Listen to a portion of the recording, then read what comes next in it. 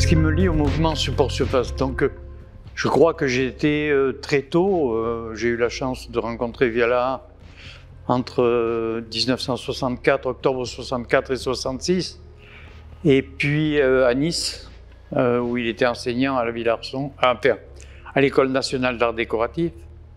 Puis en 66, on s'est fait virer pour des raisons un peu obscures de grève, voilà. Et donc à partir de là, je suis resté en très bons termes et en relation avec Claude. Et puis il y avait à Nice le magasin de Ben doute de tout.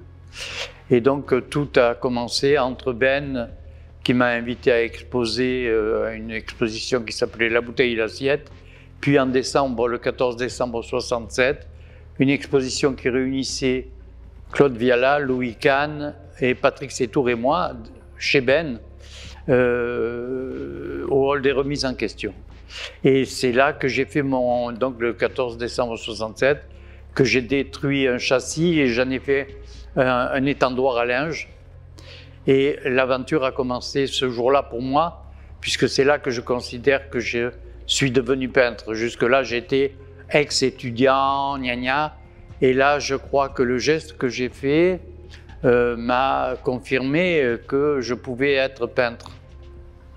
Voilà. Donc l'aventure a commencé à ce moment-là avec 4 personnes, les 3 autres personnes qui étaient membres du groupe qui sont devenus le groupe Support Surface. J'ai rencontré André Valenzi qui était juste un peu plus jeune que moi et qui était encore à l'école, et je l'ai présenté à pas mal de gens, et puis ça, voilà, par la suite, moi je suis resté très lié à Claude Viala, voilà.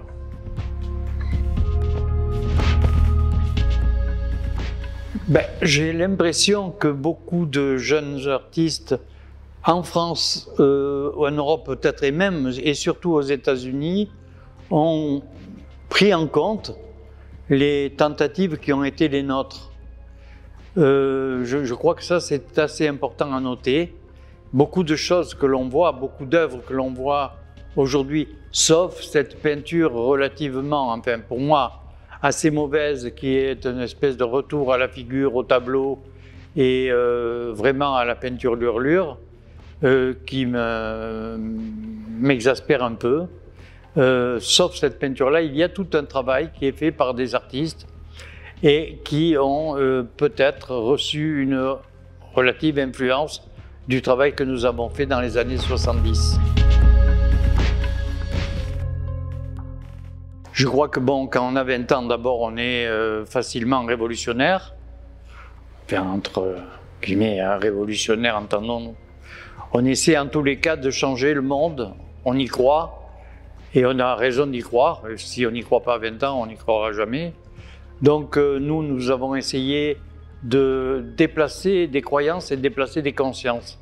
Je pense que l'art, c'est fait pour ça. C'est fait pour déplacer des croyances et des consciences dans le champ de l'art, essentiellement, et par conséquent dans le champ de la société, dans l'ensemble de la société.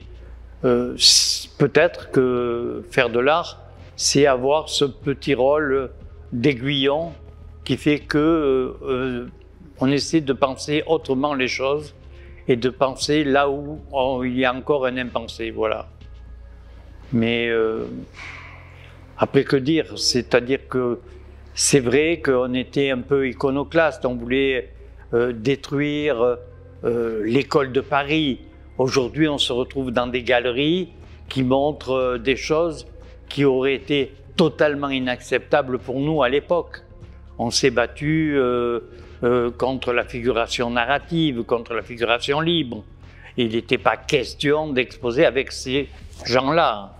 Donc, et aujourd'hui, tout ça est un peu effacé. C'est nous surtout qui nous sommes assagis par la vieillesse, c'est-à-dire nos articulations commencent à grincer sérieusement.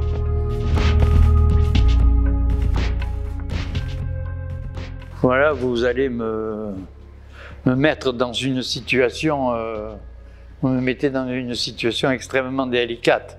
Je crois que je vais être un peu communique. Je crois que ce qui est important, c'est que cette exposition existe avec la totalité des œuvres qui composent ce groupe Support Surface. Alors il y a des œuvres bien sûr qui me touchent ici, hein, je parle, plus que d'autres, ne serait-ce que par l'affection que je porte à certains artistes et un peu moins à d'autres en tant qu'ami par exemple. Donc il serait très difficile et très indélicat d'en citer un plutôt que les autres. Disons que celui que je préfère, c'est moi. Au moins c'est simple, ça fait vraiment le cabot intégral. Et puis voilà. Mais j'aime beaucoup d'œuvres qui se trouvent ici et je les trouve très pertinentes et certaines m'inspirent encore ou me donnent envie de peindre. Et je crois que c'est ça qui est le plus important.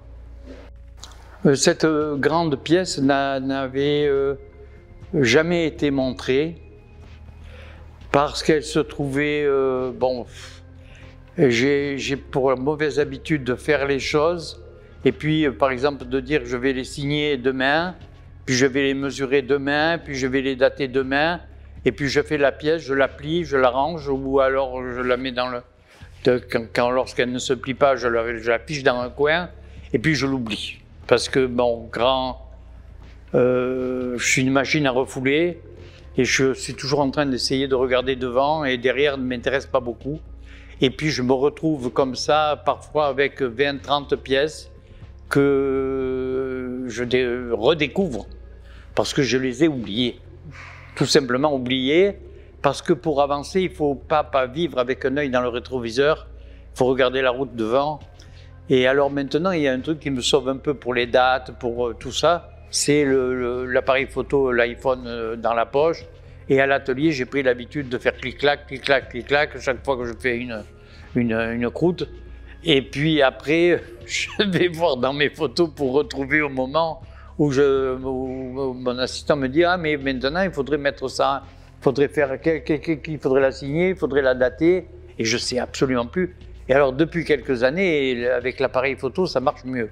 Mais j'ai des pièces dont je n'ai pas. Celle-là, je savais de quand elle était signée, datée. Et c'est une pièce qui a... C'est une toile que m'avait donnée mon ami Patrick Camerlot, qui avait un magasin de Bâche Store. Il m'avait donné plein de toiles comme ça qui étaient restées soit invendues, soit commandées par réceptionnaire, etc. Et sur lequel j'avais juste fait un marquage. Et je trouvais que, je crois que c'est une toile unique, il n'y a pas de toile de ce type-là. Mais j'ai quelques toiles comme ça sur lesquelles il y a des motifs. Et j'avais travaillé sur ces motifs, un peu comme le fait Claude Viala. Mais il n'y en a pas beaucoup. Moi, j'ai surtout travaillé des toiles du ménager. Torchons, mouchoirs, serpillères, draps de lit, thé d'oreiller. Je pense que ça a été pour moi très important, ce côté ménager. Le côté ménager, parce qu'il y a dans chacune gants de toilette à débarbouiller la peinture, thé d'oreiller, on dort sur une thé d'oreiller, on se mouche dans un mouchoir, il y a tout, on y pleure, voilà, il y a toutes ces connotations qui sont là et qui m'importent beaucoup, c'est-à-dire qui me ramènent à la vie, tout simplement à la vie bête et méchante de tout le monde, c'est-à-dire comment ça me rapproche de la vie de tout le monde, au même titre que mes toiles Sniper 14 mai 2018 me rapprochent des drames qui ont connu la Palestine en 2018 et avant, et puis aujourd'hui encore avec Guernica, etc.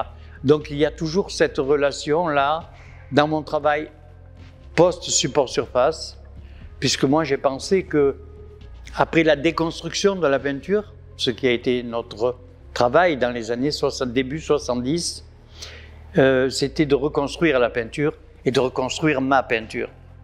Et donc je me suis appliqué toute ma vie à construire ma peinture sous des manières différentes, en essayant de ne jamais me répéter, au sens où au moment où l'œuvre n'est plus parfaitement pertinente au temps présent, je préfère la laisser en jachère un temps, qui se repose, 10 ans, 5 ans, 10 ans, 15 ans, et je reprends ce terrain nourri des autres expériences. Ce qui fait que, voilà, cette toile en fait partie, et il y a des œuvres actuellement qui découlent directement de cette pièce de 1970.